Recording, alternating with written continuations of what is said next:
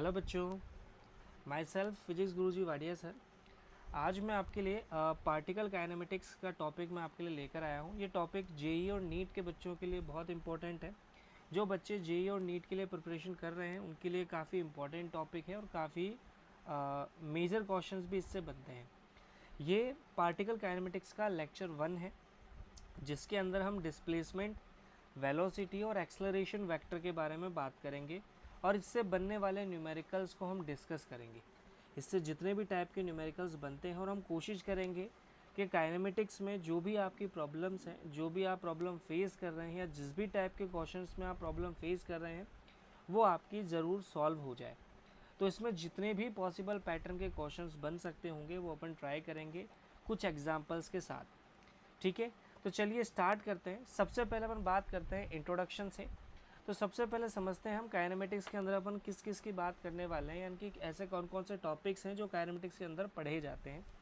तो बेसिकली अगर मैं बात करूं काइनेमेटिक्स की, तो हमारे पास जो काइनेमेटिक्स में अपन बेसिकली जो स्टडी करते हैं वो किसकी स्टडी करते हैं, मैं बता देता हूँ। पूरी काइनेमेटिक्स में अपन टोटल 5 वेरिएबल्स को स्टडी करते हैं। कौन कौन से 5 वेरिएबल्स होते हैं? सबसे पहला वेरिएबल हमारे पास जो है वो है distance. Second one is displacement, ठीक है। Third one is speed. Fourth one is velocity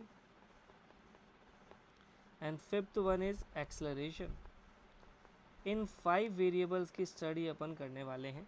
distance को हम एस से या फिर स्मॉल एस से रिप्रेजेंट किया जाता है। डिस्प्लेसमेंट को भी हम एक्स वेक्टर या फिर एस वेक्टर से रिप्रेजेंट करेंगे। स्पीड को वी से रिप्रेजेंट किया जाएगा, वेलोसिटी को वी वेक्टर से किया जाएगा और एक्सेलरेशन को ए वेक्टर से किया जाएगा। इसमें इस पार्टिकुलर जो लेक्चर 1 है अपना, इसमें अपन 3 वेरिएबल्स के बारे में बात करेंगे, डिस्प्लेसमेंट, वेलोसिटी और एक्सेलरेशन। क्या क्या बात करने वाले हैं इसके अंदर हम बात करेंगे, कैसे डिस्प्लेसमेंट को कैलकुलेट किया जाता है। ठीक है, अब तक जो आप छोटी क्लासों में पढ़कर आए हैं वो डिस्प्लेसमेंट आप बेसिक फॉर्मूले से कैलकुलेट करते थे, जिसमें अपन ज़्यादा वेक्टर लॉज यूज़ नहीं करते थे। इस बार थोड़ा सा अपन एडवांस लेवल पर उस टॉपिक को कंप्लीट करेंगे। इसके अलावा एक वेरिएबल अपने पास और है, टाइम। इन 5 वेरिएबल की डिपेंडेंसी टाइम के ऊपर होती है, यानी कि ये टाइम के ऊपर डिपेंड करते हैं और टाइम के अकॉर्डिंग ये अपने आप को वेरी करते हैं। यानी कहने का मतलब डिस्टेंस टाइम के साथ वेरी हो रही हो, डिस्प्लेसमेंट टाइम के साथ वेरी हो रही हो, या स्पीड, वेलोसिटी या एक्सेलरेशन, तीनों में से कोई भी वेरिएबल अगर टाइम के साथ वेरी होता है तो इस तरह की सिचुएशन या इस तरह की कंडीशन की जो स्टडी है वो काइनेमेटिक्स के अंदर की जाती है। काइनेमेटिक्स के अंदर हम इस बारे में बात नहीं करते कि डिस्प्लेसमेंट जनरेट होने के पीछे क्या कारण था, कौन सा फोर्स लगाया गया था, कौन सी एनर्जी सप्लाई की गई थी, कितनी एनर्जी सप्लाई की गई थी, ये काइनेमेटिक्स में कंसिडर नहीं होता। तो काइनेमेटिक्स के अंदर हम रीज़न की बात नहीं करते, यानी कि हमें इससे कोई मतलब नहीं है किस वजह से ये डिस्प्लेसमेंट जनरेट हुआ है किसी भी बॉडी में। जैसे फॉर एग्ज़ाम्पल मेरे पास एक पार्टिकल है, इस पार्टिकल को मैं एक पॉइंट से दूसरे पॉइंट तक लेकर जा रहा हूँ। मान के चलो इस ए पॉइंट से मैं इसको बी पॉइंट तक लेकर आया हूँ। मान के चलो मैंने कोई डिस्प्लेसमेंट जनरेट किया, वो एक्स है। अब मुझे इससे मतलब नहीं है डिस्प्लेसमेंट जनरेट करने के लिए मैंने कितना फोर्स लगाया, इसको कितनी एनर्जी सप्लाई की, ये काइनेमेटिक्स में नहीं आता। इसकी स्टडी हम डायनेमिक्स में करते हैं। क्लियर हो गई बात? तो हम बात करें काइनेमेटिक्स में भी अपना जो चैप्टर है वो है पार्टिकल काइनेमेटिक्स। पार्टिकल काइनेमेटिक्स का क्या मतलब है वो समझते हैं। बेसिक सी बात अगर मैं बात करूँ यहाँ पे, तो जैसे मेरे पास एक बॉडी है, जिसे मैं इसी ए बॉडी की बात करता हूँ। अगर मैं यहाँ पर इस ए बॉडी का एग्जांपल लूँ, मानो ये वी वेलोसिटी से मूव कर रहा है, ठीक है, इस डायरेक्शन में। तो इस बॉडी को अगर मैं जूम आउट करूँ तो इसके अंदर क्या छोटे छोटे बहुत सारे पार्टिकल्स होंगे? क्या ये सभी पार्टिकल भी वी वेलोसिटी से मूव करेंगे? और किसी टाइम टी के बाद अगर ये बॉडी हमारी एक्स डिस्टेंस ट्रैवल कर रही है, तो क्या ये जो पार्टिकल हैं ये हर एक पार्टिकल एक्स डिस्टेंस ही कवर करेगा? क्यों? क्योंकि ये एक रिजिड बॉडी है। रिजिड बॉडी का खास बात क्या होती है? रिजिड बॉडी की खास बात ये होती है कि पार्टिकल के बीच का गैप चेंज नहीं होता। यानी कहने का मतलब एक पार्टिकल से दूसरा पार्टिकल बंधा हुआ होता है। एक पार्टिकल अगर आगे बढ़ेगा तो दूसरे को भी साथ जाना पड़ेगा। तो हर एक पार्टिकल की स्टडी करने के बजाय हम क्या कर सकते हैं, इस पूरी बॉडी को ही एक पार्टिकल कंसिडर कर लेते हैं, और जो जो फिनोमिना इस बॉडी के साथ होंगे वही सारे उस एक पर्टिकुलर पार्टिकल के साथ भी होगा। तो हम मान सकते हैं कि जो काइनेमेटिक्स स्टडी हम करने वाले हैं वो हम बॉडी को एक पार्टिकल कंसिडर करके उस बॉडी के ऊपर हम स्टडी करते हैं, इसीलिए इसको पार्टिकल काइनेमेटिक्स भी कहते हैं। क्योंकि आपकी ये जो स्टडी जो आप बॉडी के लिए कैलकुलेट कर रहे हो, चाहे वो डिस्प्लेसमेंट हो, चाहे वो एक्सेलरेशन हो, चाहे वो वेलोसिटी हो, वो सबके लिए होगा, यानी कि वो हर एक पार्टिकल के लिए वो फुलफिल होगा। इसीलिए अपने चैप्टर का नाम जो है वो पार्टिकल काइनेमेटिक्स है। क्लियर हो गई बात यहाँ तक। अब इसके बाद अपन चलते हैं, सर हमारे पास मोशन कितने टाइप्स की मोशन अपन पढ़ने वाले हैं, और उसमें से भी पोजीशन वेक्टर का क्या सिस्टम है, मतलब पोजीशन वेक्टर हमारे लिए क्या काम आता है, क्योंकि इससे हमें बहुत अच्छे अच्छे न्यूमेरिकल्स हमारे बनते हैं। तो सबसे पहले मैं बात करूं हमारे पास, तो सबसे कॉमन जो मोशन हमारे पास है वो है ट्रांसलेशनल मोशन। आप समझते हैं इसको, ट्रांसलेशनल मोशन क्या होती है।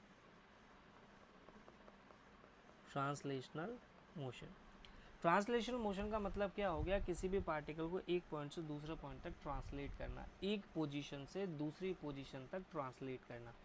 फॉर एग्जांपल, जैसे सपोज मान के चलो कि मेरे पास कोई एक पार्टिकल है ए पॉइंट पर, ठीक है, इसको मुझे बी पॉइंट पर ट्रांसलेट करना है, यानी कि ए से बी तक लाना है, और कुछ पाथ जो है वो मेरा ये वाला पाथ है, यानी कि मैं इस वाले पाथ को फॉलो करके ए से बी पॉइंट तक मैं आ रहा हूँ।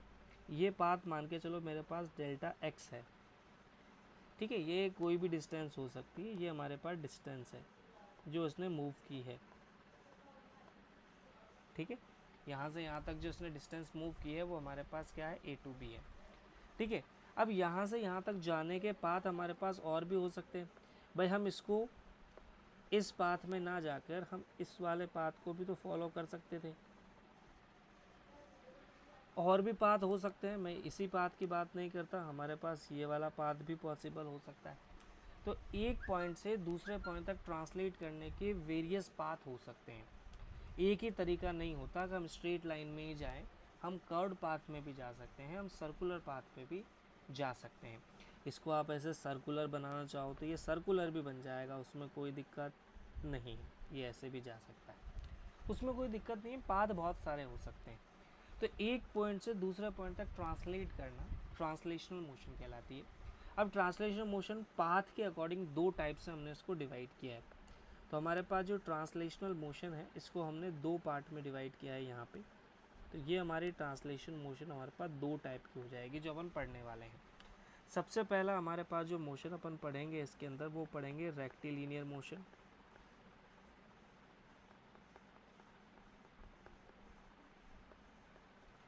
और सेकंड जो हमारे पास यहाँ पर जो हम पढ़ने वाले हैं वो पढ़ने वाले हैं, अब इसके अंदर बेसिकली हमारे पास कर्वीलिनियर के अंदर भी हमारे पास दो पार्ट होते हैं। तो मैं इधर यहाँ लिख देता हूँ उसको, कर्वीलिनियर मोशन।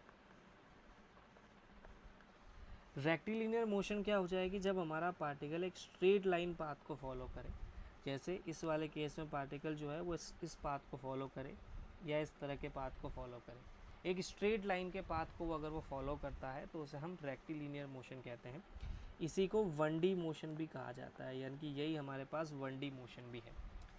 कर्वीलिनियर मोशन क्या होता है, जिसमें हमारा पार्टिकल कर्व पाथ में मूव करे, जैसे कि हमारे पास येलो वाला पाथ है, कर्व पाथ है, ठीक है, ये जो ब्लू वाला पाथ है ये भी कर्व पाथ है, ग्रीन है वो भी कर्व्ड है, तो ये कर्व पाथ है, इसलिए हम इसको कर्वीलिनियर मोशन बोलते हैं। अब इसको भी हम दो पोर्शन में तोड़ सकते हैं सर, कर्वीलिनियर भी दो तरह की हो सकती है, 2D और 3D। अब 2D और 3D का मतलब तो आप समझते ही हो। तो 1D 2D 3D जो अपने बेसिक मोशंस है वो कुछ इस तरह से डिवाइड होती है। आई होप आपको ये चीज़ अच्छे से क्लियर हो गई होगी। अब हम इसी के साथ एक छोटी चीज़ और समझते हैं, पोजीशन वेक्टर क्या चीज़ है। जैसे मैं इसको बाकी चीज़ों को मैं यहाँ पे क्लियर कर देता हूँ, ठीक है, मैं सिर्फ इतने को ही अपन लेते हैं जो अपन ने यहाँ पर लिया था, दो ही पाथ अपन कंसिडर कर रहे हैं, ठीक है, जो अपन ने कंसिडर किया था अपन उन दो पाथ को ही अपन कंसिडर करते हैं, इस वाले पाथ को, ठीक है। अब मान के चलो मुझे इस पॉइंट को कंसिडर करके चलना है यहाँ पे। अब इस ए पॉइंट की कोई ना कोई पोजीशन होगी, कोई ना कोई पोजीशन किसके रेस्पेक्ट में कैलकुलेट की जाएगी, कोई ना कोई ओरिजिन होगा, ये इसका एक्स एक्सिस हो जाएगा, ये इसका वाई एक्सिस हो जाएगा। तो इसकी कोई ना कोई पोजीशन होगी, जैसे इस ए के कोई कोऑर्डिनेट हो जाएंगे, मानो वो x1 कोमा y1 है। ऐसे बी के भी कोई ना कोई कोऑर्डिनेट हो जाएंगे, मानो वो x2 कोमा y2 है। कोई भी कोऑर्डिनेट हो सकते हैं, ठीक है। फॉर एग्जांपल जैसे मैं यहाँ पर एग्जांपल के तौर पर इसके x1 y1 ना लेके मैं कोई वैल्यू ले लेता हूँ, ताकि आपको थोड़ा ज़्यादा बेटर वे में चीज़ क्लियर हो पाए। जैसे मैं यहाँ पर 4:1 ले लेता हूँ, ठीक है। और इसके जो कोऑर्डिनेट है वो मैं ले लेता हूँ 4 2, ठीक है। ये ले लेता हूँ मैं, यहाँ पे कोऑर्डिनेट थोड़ा अपन को 1:4 करना पड़ेगा, ठीक है। ये कोऑर्डिनेट्स है। अब ये हमारे पास कोऑर्डिनेट सिस्टम हो गया। अब मैं अगर बात करूँ, मैं ए पॉइंट की बात करूँ, तो मैं यहाँ पे हूँ, अभी ओरिजिन पे हूँ, ओ पॉइंट पे हूँ। तो ओ के रेस्पेक्ट में हमारा जो ए का पोजीशन है वो कुछ इस डायरेक्शन में होगा, यानी कि हमारा ओ जो है, ओ के अकॉर्डिंग अगर मैं ओ पे रहकर ए को देखता हूँ तो पोजीशन हमारी कुछ इस तरह होगी। इसी तरह से मैं बी को देखता हूँ तो पोजीशन हमारी कुछ इस तरह से होगी। तो ये जो आपने रखा है, जैसे यहाँ पर ये जो ओ ए वेक्टर है, या ये जो हमारा ए वेक्टर है, या ओ बी वेक्टर है, यानी कि जो हमारा बी वेक्टर है, इसी को हम क्या बोलते हैं, पोजीशन वेक्टर बोलते हैं। क्या बोलते हैं इसको हम, पोजीशन वेक्टर। पोजीशन वेक्टर का काम क्या होता है, ये पोजीशन बताता है उस पॉइंट की ओरिजिन के रेस्पेक्ट में। यानी कि आप ऐसा समझो, अगर हम पोजीशन वेक्टर नहीं बताएंगे तो हमें नहीं पता चलेगा कि हमारा पार्टिकल एग्जिस्ट कहाँ करता है यूनिवर्स में, इस पूरे यूनिवर्स में या इस पूरे प्लेन में वो कहाँ एग्जिस्ट करता है, वो हमें पता नहीं चलेगा, ठीक है। तो कोऑर्डिनेट ज़रूरी है। ये कोऑर्डिनेट ही हमारी पोजीशन बताते हैं, जिसके थ्रू हम उसकी एग्जैक्ट पोजीशन कैलकुलेट कर पाते हैं, और इस पोजीशन के बाद ही डिस्टेंस, डिस्प्लेसमेंट, एक्सेलरेशन सब कुछ कैलकुलेट हो पाता है। तो ये कोऑर्डिनेट सिस्टम हमारे लिए बहुत ज़रूरी है। अगर मैं यहाँ पर ए वेक्टर की वैल्यू निकालूँ तो ये बहुत आसान होता है। जैसे हमारा कोऑर्डिनेट 1,4 है, तो 1 × i cap plus 4 × j cap. ऐसे ही अगर मैं बी वेक्टर की वैल्यू निकालूँ तो ये मेरा हो जाएगा 4i कैप 2j कैप। अब आप सीनियर के बच्चे हो तो मैं एक्सपेक्ट करता हूँ कि आपको ये चीज़ क्लियर होगी कि मैं ऐसा किस प्रकार लिख पा रहा हूँ। बट एक बात ध्यान रहे, मैं एक और बार आपको रिपीट कर दूँ, आई कैप का मतलब है एक्स डायरेक्शन में हम मूव कर रहे हैं, जे कैप का मतलब है हम वाई डायरेक्शन में मूव कर रहे हैं, और अगर के कैप भी होता इसका मतलब हम जेड डायरेक्शन में भी मूव कर रहे हैं। क्लियर हो गया यहाँ तक? सबको क्लियर है? पोजीशन वेक्टर का मतलब समझ में आ गया? चलिए अब अपन डिस्प्लेसमेंट कैलकुलेट करना सीखते हैं। सर डिस्प्लेसमेंट कैसे कैलकुलेट करेंगे? तो पहले अपन यहाँ पर एक कोई भी एक कर्व पाथ में बना लेता हूँ। मान के चलो ये कर्व पाथ है, ठीक है, कोई भी एक कर्व्ड पाथ है, और एक पार्टिकल जो है मेरा वो यहाँ पे है, एक पार्टिकल जो है मेरा वो यहाँ पे है। मतलब एक पॉइंट यहाँ पे है, एक पॉइंट यहाँ पे, यानी कि ए से बी मुझे जाना है। तो ये जो डिस्टेंस हमने कवर किया ये तो डिस्टेंस है। अभी डिस्टेंस तो हमको बेसिकली कैलकुलेट करने का तरीका जो होता है वो हमें एंगल से निकालनी पड़ेगी, ठीक है। आर्क दिया होगा, एंगल दिया होगा, उससे हमें ये वैल्यू कैलकुलेट हो जाएगी, ठीक है। बट हमें डिस्प्लेसमेंट निकालना है। अब सर डिस्प्लेसमेंट इसका कैसे निकालेंगे? क्योंकि सर डिस्प्लेसमेंट में प्रॉब्लम ये आ रही है। डिस्प्लेसमेंट में प्रॉब्लम क्या आ रही है? डिस्प्लेसमेंट में प्रॉब्लम ये आ रही है कि सर ये वाली लेंथ जो है ये डिस्प्लेसमेंट है, यस और नो? ये वाली जो लेंथ जो मैंने अलग कलर से बनाई है, दिस इज डिस्प्लेसमेंट। अब इसको कैसे कैलकुलेट करें सर? ये तो थोड़ा सा मुश्किल लग रहा है, क्योंकि अगर सपोज़ मान के चलो हमें डिस्टेंस की वैल्यू दे भी दे, मान के चलो अगर मैं इसकी वैल्यू मान लेता हूँ 45 मीटर है, एक एग्ज़ाम्पल के तौर पे ले लेते हैं, तो भी सर इसकी वैल्यू निकालना इतना आसान तो नहीं है। अब उसको वेक्टर से कैसे कर सकते हैं? सोचो, प्रॉब्लम कॉम्प्लेक्स है तो सॉल्यूशन भी है। अब सॉल्यूशन कैसे है उसका वो देखो। इसका सॉल्यूशन हम कैसे कर सकते हैं? देखो हमें पता है इसके कुछ ना कुछ कोऑर्डिनेट होंगे ए पॉइंट के। मान लेता हूँ वो कोऑर्डिनेट x1, y1, z1 है। 3D में ले रहे हैं अपन पार्टिकल को। बी के भी कुछ ना कुछ कोऑर्डिनेट होंगे x2, y2, z2। ये कोऑर्डिनेट्स होंगे। अब इनके पोजीशन वेक्टर निकाल लेते हैं अपन। अभी अभी अपन ने पोजीशन वेक्टर निकालना सीखा है, x1 i cap, y1 j cap, z1 k cap. ऐसे ही b वेक्टर हम निकाल लेंगे, x2 i cap, y2 j cap, z2 k cap. ठीक है, हमने पोजीशन वेक्टर लिख दिए। अब मुझे डिस्प्लेसमेंट निकालना है, तो डिस्प्लेसमेंट में कोई दिक्कत नहीं है। तो डिस्प्लेसमेंट हमारा क्या हो जाएगा, ए वेक्टर मतलब ए बी वेक्टर हमारा डिस्प्लेसमेंट हो जाएगा यहाँ पर। अब देखो डिस्प्लेसमेंट हमारा कितना, अभी मैं इसको क्वेश्चन से भी कराऊंगा आपको। तो डिस्प्लेसमेंट हमारा ए बी वेक्टर मेरे पास हो जाएगा ए वेक्टर माइनस बी वेक्टर। तो आई को आई से माइनस करेंगे, तो मैं यहाँ पर ध्यान रखना x1 minus x2 I cap, y1 minus y2 j cap and z1 minus z2 k cap. ये हमारा डिस्प्लेसमेंट हो जाएगा। अब मैग्नीट्यूड अगर मुझे निकालना है, तो मैग्नीट्यूड निकालने का तरीका सिंपल सा है। हालांकि मैं भी इसको आपको क्वेश्चन के तौर पे बताऊंगा तो ज़्यादा बेटर आप इसको समझ पाओगे। फिलहाल मैं आपको पैटर्न बता रहा हूँ, किस तरह की कॉम्प्लेक्स सिचुएशन को किस तरह से डील किया जा सकता है। तो कॉम्प्लेक्स सिचुएशन को डील करने का तरीका कुछ इस तरह का होता है। तो हमने पहले पोजीशन वेक्टर निकाले, ये पोजीशन वेक्टर हमें दिए जाएंगे या हमें देना पड़ेगा उसे, अदरवाइज़ हम इस सिचुएशन को सॉल्व नहीं कर सकते। तो वेक्टर होने का फ़ायदा है ये। अब मुझे वेक्टर का मैग्नीट्यूड निकालना है। सर ये तो वेक्टर फॉर्म में आया डिस्प्लेसमेंट, हमें मैग्नीट्यूड चाहिए, तो इसी का अंडर रूट में निकाल लेंगे। x1 माइनस x2 का whole square, y1 minus y2 का whole square, z1 minus z2 का whole square. This is the magnitude of displacement. तो डिस्प्लेसमेंट वेक्टर कुछ इस तरह से फाइंड किया जाता है, जब भी हमें एक आर्क में कोई पार्टिकल जो है वो किसी आर्क में मूव करता है। रेक्टिलिनियर पाथ के केस में हमें इतनी दिक्कत नहीं होती, पर मैं आपको बता रहा हूँ कॉम्प्लेक्स सिचुएशंस भी अपन इसमें सॉल्व करने वाले हैं। आई होप आपको यहाँ तक क्लियर हो गया होगा अच्छे से। क्वेश्चन से भी बहुत अच्छे से मैं इस चीज़ को समझा भी दूंगा आपको कि अपन इसको क्वेश्चन से किस तरह से कर सकते हैं।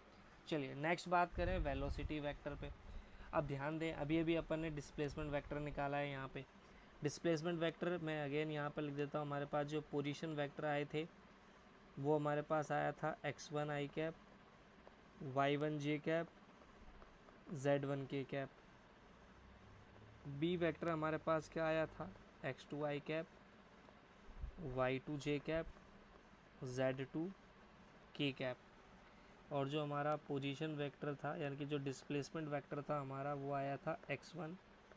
अच्छा, अगर आप यहाँ पर x2 माइनस x1 करते हैं तो भी उससे कोई आपको फ़र्क नहीं पड़ने वाला, वैल्यू नेगेटिव आ जाएगी वेक्टर की, बट आपका जो मैग्नीट्यूड है वो सेम रहेगा, क्योंकि मैग्नीट्यूड में स्क्वायर हो जाता है, तो मैग्नीट्यूड से कोई फ़र्क नहीं पड़ता।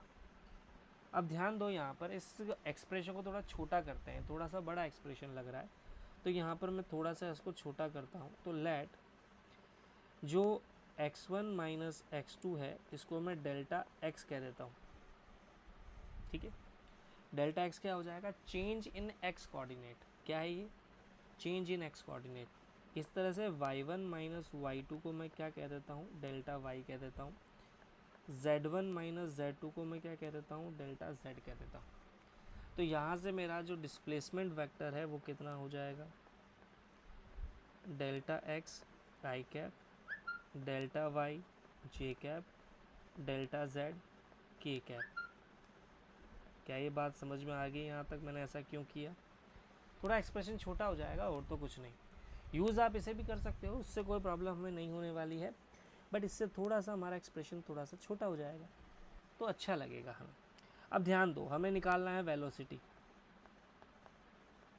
तो वेलोसिटी मेरे पास क्या होता है, change in displacement upon change in time. यही तो होता है, यानी कि हमारा डिस्प्लेसमेंट टाइम के साथ जिस रेट से चेंज होगा वही तो हमारी वेलोसिटी है। अब यहाँ पर डिस्प्लेसमेंट को टाइम के साथ चेंज करना है, मतलब ये जो x चेंज हुआ है इसको टाइम लगा होगा, ये जो y चेंज हुआ है इसमें भी कुछ टाइम लगा होगा, और ये जो z में चेंज आया है इसमें भी कुछ ना कुछ टाइम लगा होगा। तो हम यहाँ से कह सकते हैं वेलोसिटी वेक्टर हमारे पास कितना हो जाएगा, तो हम यहाँ से कह देंगे सर डेल्टा एक्स को चेंज होने में मान के चलो डेल्टा टी टाइम लगा आई कैप। ठीक है, अब ये चीज़ ध्यान रखना है, यहाँ पर हम कंप्लीट एलिमेंट ना लेकर हम यहाँ पर पार्शियल एलिमेंट लेते हैं। वैसे पहले मैं आपको इस चीज़ से बताता हूँ, फिर मैं इसका आपको पार्शियल एलिमेंट के ऊपर भी आता हूँ। ठीक है, ये आई कैप हो जाएगा। इस तरह से डेल्टा वाई को चेंज करने में जो टाइम लगा वो डेल्टा टी था। ठीक है, जे कैप, और इस तरह से हमारा delta Z, delta T, K cap. अब जब आप यहाँ पर इसकी वेलोसिटी कैलकुलेट करोगे तो ये वाली जो वेलोसिटी है ये हमारी कौन सी वेलोसिटी बताएगी, ये एक्स डायरेक्शन में वेलोसिटी है, ये वाई डायरेक्शन में वेलोसिटी है, और ये जेड डायरेक्शन में वेलोसिटी। तो आप इसको ऐसे भी लिख सकते हो v x i cap, v y j cap और वी जेड के कैप। अगर मैं यहाँ पर वी एक्स इधर लिख देता हूँ, वी एक्स मेरे पास जो होता है बेसिकली वो D x upon D T होता है। अब ये कैसे होगा, ये भी न्यूमेरिकल से आप ज़्यादा बेटर समझ पाओगे। ये चीज़ें कुछ ऐसी चीज़ें बेटा जो आपको न्यूमेरिकल से बहुत अच्छे से समझ में आ जाएगी जब अपन इसके न्यूमेरिकल करेंगे। अभी मैं आपको फॉर्मूले बता रहा हूँ, हो सकता है थोड़ा सा ही आपको चीज़ें कॉम्प्लेक्स लगे क्योंकि अपन मैथमेटिक्स में ज़्यादा उलझ रहे हैं, और कॉम्प्लेक्स प्रॉब्लम सॉल्व करने के लिए थोड़ा सा हमें मैथमेटिक्स में उलझना पड़ेगा। पर जब अपन क्वेश्चन करेंगे तब आपको चीज़ें बहुत अच्छे से आ जाएंगी, ये मेरी गारंटी है। एक्सेलरेशन अगर हमें निकालना है तो सेम हमारे पास ध्यान रहे, वेलोसिटी वेक्टर अभी अपन निकाल कर आए हैं कितना, v x i cap, v y j cap, v z k cap. अगर मैं वेलोसिटी वेक्टर का मैग्नीट्यूड निकालूँ तो ये मेरे पास कितना आ जाएगा, V X square, V Y square और वी जेड स्क्वायर। अगर मुझे एक्सेलरेशन निकालना है तो एक्सेलरेशन मेरे पास क्या होता है, rate of change of velocity, यानी कि delta we upon delta T. ये एवरेज की बात कर रहा हूँ मैं ना, चेंज इन वेलोसिटी। तो यहाँ पर ध्यान रहे हमारा एक्सेलरेशन वेक्टर जो हो जाएगा वो क्या हो जाएगा, देखो अब मैं वही पूरा वैल्यू लिख रहा हूँ, D V X upon D T I cap, D V Y upon D T J cap, D V Z upon D T K cap. तो ये मेरे पास ए वेक्टर जो है मेरे पास वो आ जाएगा ए x i cap, A Y j cap, A Z k cap. Again यहाँ पर जो हमारा ए एक्स है वो आ जाएगा क्या, D V X upon T T, A Y मेरे पास आ जाएगा D V Y upon T T, और ए जेड मेरे पास आ जाएगा D V Z upon D T. Magnitude निकालने का तरीका इसका भी वही है जो अपन ने लास्ट क्लास में किया था, ए एक्स स्क्वायर, ए वाई स्क्वायर, ए जेड स्क्वायर। क्लियर हो गया। अब क्वेश्चन पे चलते हैं अपन। ठीक है सर, बहुत हो गया, अब क्वेश्चन से इसको समझने की कोशिश करते हैं। सर इतनी देर से अपन करना क्या चाह रहे थे। अब देखो एक क्वेश्चन अपन करते हैं। सबसे पहले मैं क्वेश्चन नंबर 1 ले रहा हूँ, बिल्कुल बेसिक। अपन सबसे पहले एक पॉइंट ले लेते हैं, ए पॉइंट। इसके कोऑर्डिनेट मान के चलो 2,1 है, और यहाँ से मुझे जाना है किसी पॉइंट बी पे। इसके कोऑर्डिनेट 1,1 ले लेता हूँ मैं, नहीं 1,0 ले लो। ठीक है, कोई भी एक कोऑर्डिनेट ले लेते हैं अपन, 1,0 ले लेते हैं समझने के लिए।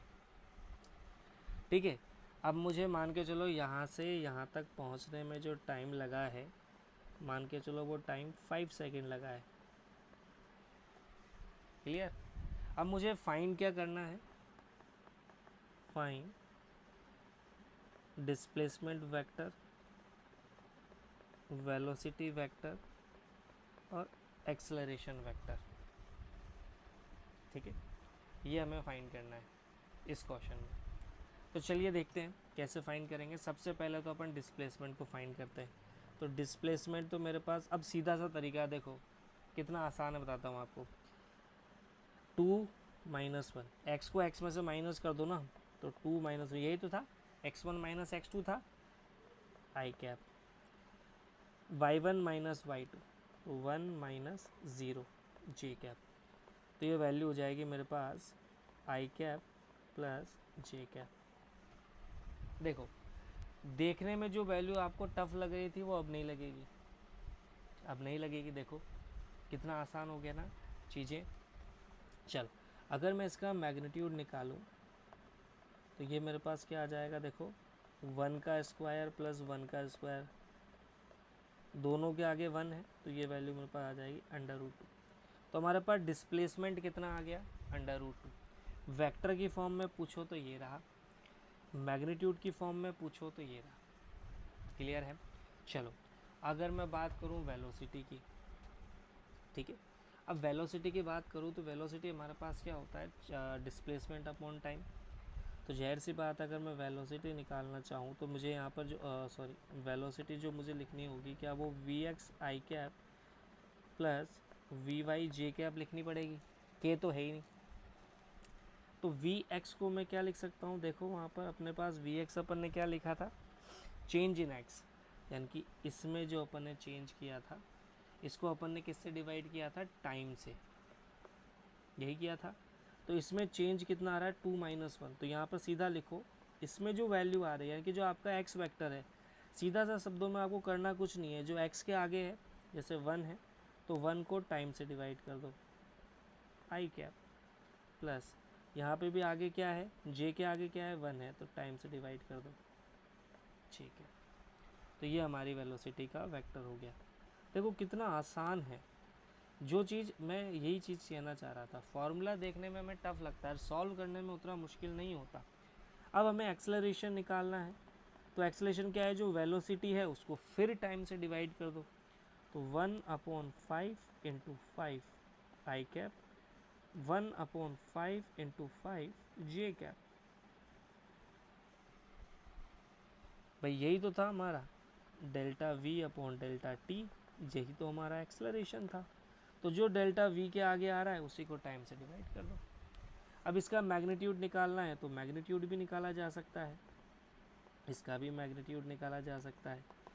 क्लियर हो गया, I hope this is clear for you. तो जो इतनी देर से अपन जो फॉर्मूले डिराइव कर रहे थे वो इतने सिंपल है। क्लियर है, पक्की बात। चलो एक क्वेश्चन और करते हैं इसी तरह का। चलो इस बार मैं आपको देता हूँ कि इस बार जो पोजीशन है, यानी कि जो पोजीशन है वो दिया हुआ है फंक्शन के तौर पे, वो कुछ इस तरह का फंक्शन है t² i cap 2t j cap, ऐसा कोई फंक्शन दिया हुआ है मुझे, और मुझसे पूछा गया है कि आप इसमें वेलोसिटी वेक्टर बताओ और एक्सेलरेशन वेक्टर बताओ फॉर t = 4 सेकेंड, मतलब 0 से 4 सेकेंड तक की बात हो रही है। देखो इस बार हमें पोजीशन जो है वो चेंज हो रही है, बट टाइम के साथ चेंज हो रही है। अभी देखा जाए तो क्वेश्चन अच्छा क्वेश्चन है, इस तरह के क्वेश्चन आपको नीट और जेईई में मिल जाएंगे। तो इसको कैसे सॉल्व करते हैं चलिए देखते हैं। तो देखो यहाँ पर हमें इतना पता है सर, हमारा इस सॉल्यूशन को दूसरे कलर से लिखूँ क्या, मैं लिख देते हैं ताकि आपको थोड़ा सा वो अच्छा लगेगा, है ना। कलर चेंज कर देते हैं अपन, ये ले लेते हैं। देखो हमें पता है जो हमारा पोजीशन वेक्टर होता है, इसको भी वेक्टर बना देते हैं। क्या ये हमारे पास x i cap plus Y j cap होता है, या डेल्टा एक्स आई कैप या डेल्टा वाई जे कैप होता है। तो यहाँ से मेरे पास सर डेल्टा एक्स जो है वो कितना आ रहा है, t² आ रहा है। अब सबसे अच्छा तरीका बता रहा हूँ मैं इस तरह के क्वेश्चन को सॉल्व करने का। डेल्टा वाई कितना है सर, 2t आ रहा है। तो ये तो हमारा डेल्टा वाई है, ये हमारा डेल्टा एक्स है, मतलब एक्स में चेंज इतना हो रहा है, वाई में चेंज इतना हो रहा है, इधर लिख दिया, ठीक है। अब मुझे यहाँ पर वी एक्स निकालना है। वी एक्स, अब देखो टाइम का फंक्शन है तो हमें यहाँ पर dx/dt करना पड़ेगा। यहाँ पर भी टाइम का फंक्शन निकालना है हमें, तो dy/dt करना पड़ेगा। ऐसा क्यों करना पड़ेगा, क्योंकि ये टाइम का फंक्शन है। इसके पहले वाले क्वेश्चन में अपन ने ऐसा नहीं किया था। ऐसा क्यों नहीं किया था, क्योंकि उसमें टाइम का फंक्शन नहीं था। जैसे इसके पहले वाले क्वेश्चन में देखो हमारी डिस्टेंस चेंज हो रही है पर टाइम के साथ, मतलब वो फंक्शन के तौर पर नहीं है। यहाँ पर हमें कंप्लीट वैल्यू मिल रही है, यहाँ पर हमें कोई टी नहीं आ रहा है, तो हमें डेरिवेटिव फाइंड करने की नीड नहीं थी, बट यहाँ पर नीड है। यहाँ पर हमें डेरिवेटिव फाइंड करने की नीड है। तो यहाँ पर इंटीग्रेशन करेंगे हम, डेरिवेटिव निकालेंगे तो t² का डेरिवेटिव जो है वो 2t हो जाएगा मेरे पास। तो हमें 4 सेकेंड पे बात करनी है, तो 8 t इज इक्वल टू, तो वी एक्स मेरे पास कितना आ जाएगा, 2 इंटू 4 करेंगे तो यहाँ पर ये आ जाएगा 8 मीटर पर सेकेंड।